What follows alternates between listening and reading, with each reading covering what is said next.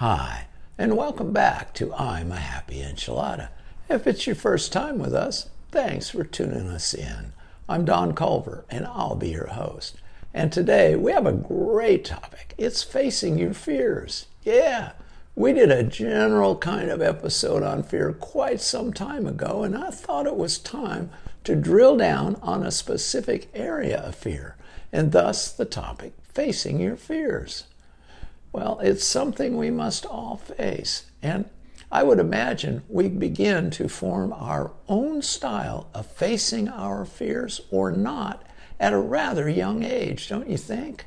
I also think that we may take that style of facing our fears into adulthood, and just like many things we learn as children that kept us safe in a myriad of situations, we take them into our adult life as well, and then begin to find out that they don't work so well in those adult situations, and we're forced to learn new ways of dealing with those things or continue to suffer the consequences.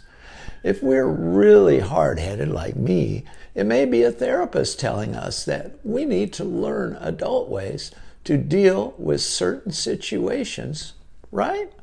Personally, I first became aware of the fact that I might need to update how I deal with things in a more adult manner in my Adult Children of Alcoholics program several years ago. To tell you the truth, I was surprised and slightly amused when I found this out. I should have figured that out on my own. Jeez. Now, let's get started here. The process of facing fears is called exposure. Exposure involves going into feared situations until you feel less anxious. Exposure is not dangerous and will not make the fear worse. Well, that's good to know. Yeah, fear is a vital emotion. It helps us protect ourselves from harm. However, fear often presents itself as irrational, which causes us to fear situations that are far from life-threatening. And here's why overcoming your fear is important. The strategy of exposure can help retrain your brain to develop a more positive association with whatever has been triggering your fear.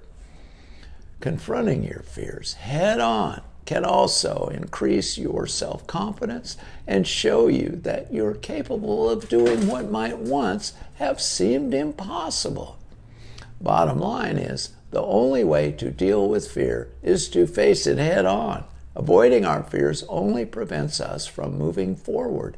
It makes us anxious, but be gentle with yourself and do only what feels safe to you. If you find yourself getting more panicky, take a break. Find something more pleasant or comforting to do. Now let's look at some ways you can face your fears, okay? First, take a time out. It's impossible to think clearly when you're flooded with fear and anxiety. Boy, that's for sure. Breathe through the panic. Then face your fears. Imagine the worst. Look at the evidence. Don't try to be perfect.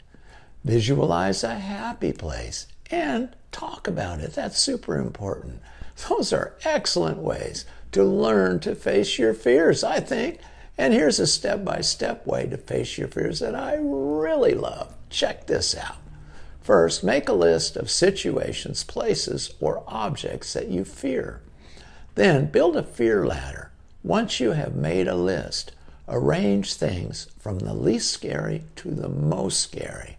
And then face your fears, starting with the situation that causes the least anxiety, and work your way down to the most scary thing at the bottom of the list. And practice and reward brave behavior. That's so good. I used to fear the fear ladder concept with procrastination. It worked amazing for me. So give it a try. So what happens now when fear takes over? Well, stress hormones like cortisol and adrenaline are released. Your blood pressure and heart rate increase. You start breathing faster even your blood flow changes.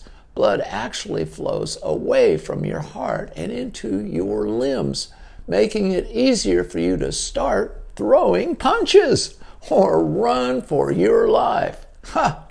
I like that. Now here's the top fears that hold people back in life. Check these out. First is change. We live in an ever-changing world, and it is happening more rapidly than ever before. Then loneliness and failure, rejection, uncertainty, something bad happening, getting hurt, and being judged. Oh, if facing your fears is something you struggle with, we hope the suggestions are helpful for you, and please share them with others that you think might benefit from this information. If nothing else, I hope you realize that whatever fears you are dealing with, you are not alone. There are thousands and maybe millions that suffer with the same exact fears as you, in silence and feeling isolated and alone. There's always hope. Well, that's all I've got. So until next time, God bless and be a happy enchilada. Bye.